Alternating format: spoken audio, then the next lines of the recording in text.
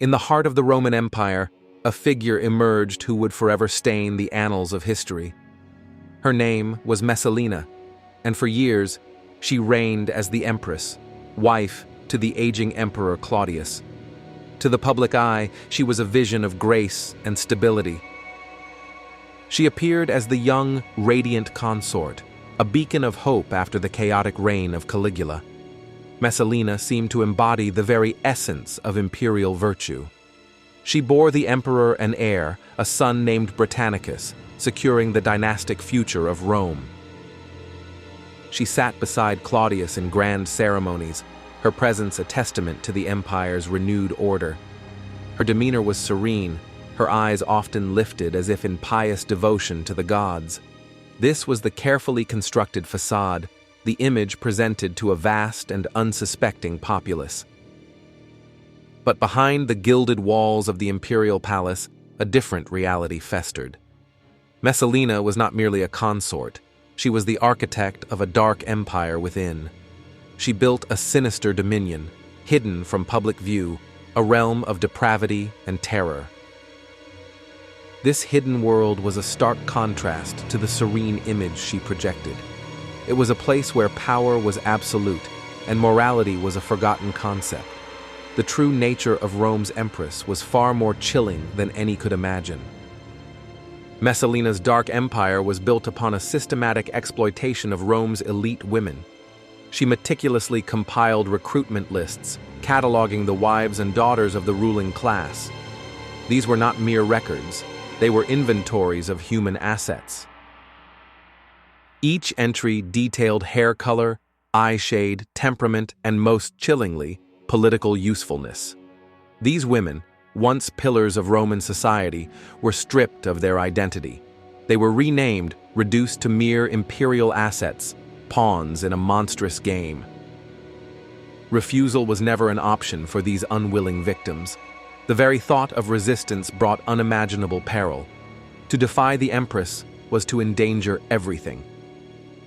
It meant risking family honor, political standing, and a husband's esteemed office. The future of their children, their very lives, hung in the balance. The choice was never truly theirs to make. These noble women became currency in Messalina's twisted economy. They were offered to senators, to powerful merchants, and to foreign ambassadors. Their bodies were exchanged for favors, for prestige, for influence. This was not about passion or desire. It was a calculated policy of control. Clients paid not for love, but for the perverse prestige of sleeping with Rome's nobility. It was a transaction of power, a chilling display of absolute dominion. The empress transformed degradation into a public spectacle. Noble women, once revered for their virtue, were forced into unthinkable contests. They were made to compete against professional prostitutes, their honor stripped bare for all to see. These were not contests of skill or beauty, but of endurance. They were designed to humiliate, to break the spirit, to erase any last vestige of dignity. The imperial court became a stage for this grotesque theater.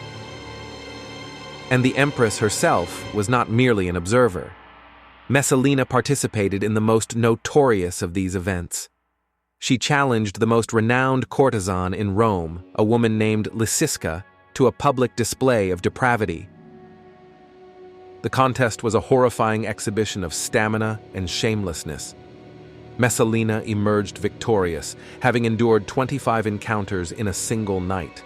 Her triumph was celebrated with a chilling fervor. It was hailed like a gladiator's victory, a perverse testament to her dominance. This spectacle served a singular, terrifying purpose.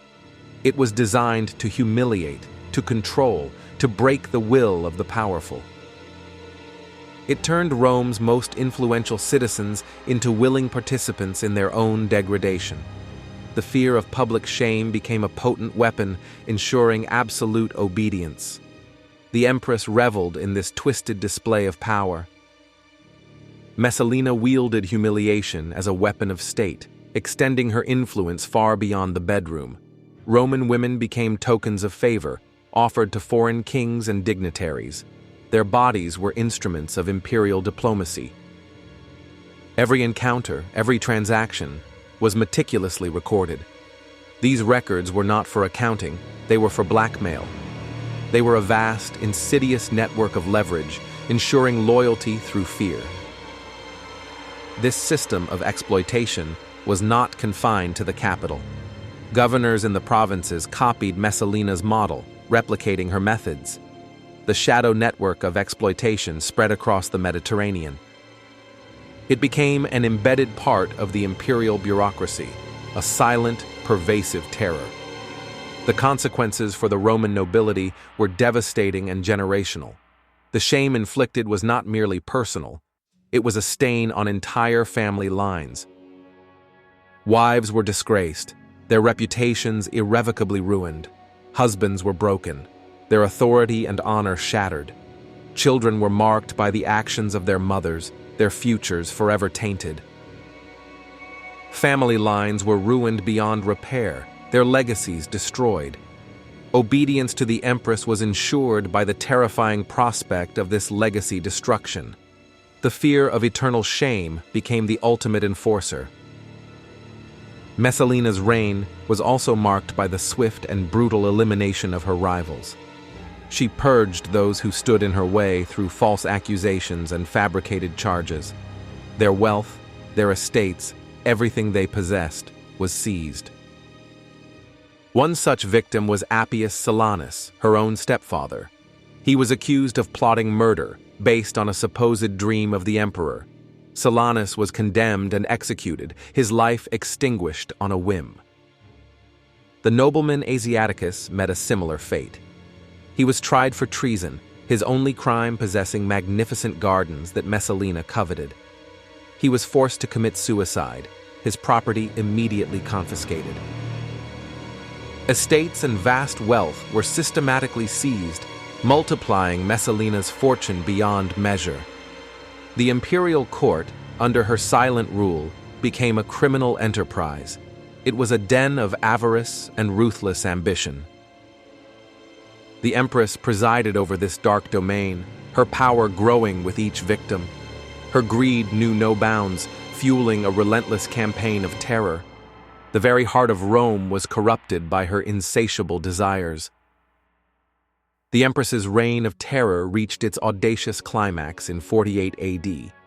While Emperor Claudius was away from Rome, Messalina committed an act of unthinkable treason. She staged a public marriage to her lover, Gaius Silius. This was no secret affair. It was a full, legal ceremony, complete with traditional rites. Feasts and lavish entertainment followed, a brazen display of defiance. It was a direct challenge to the emperor's authority, an open usurpation. News of this outrageous act shattered Claudius's tolerance. The emperor, often perceived as weak, was finally pushed beyond his limits. The audacity of Messalina's betrayal was too great to ignore. Her reign of terror, built on fear and depravity, ended abruptly. The order for her execution was given, swift and absolute. Messalina, the empress who had wielded such terrifying power, died without dignity. Her end was as brutal as the lives she had destroyed. The dark empire she had built crumbled with her, leaving behind a legacy of horror. Her name became synonymous with depravity, a chilling warning from Rome's shadowed past.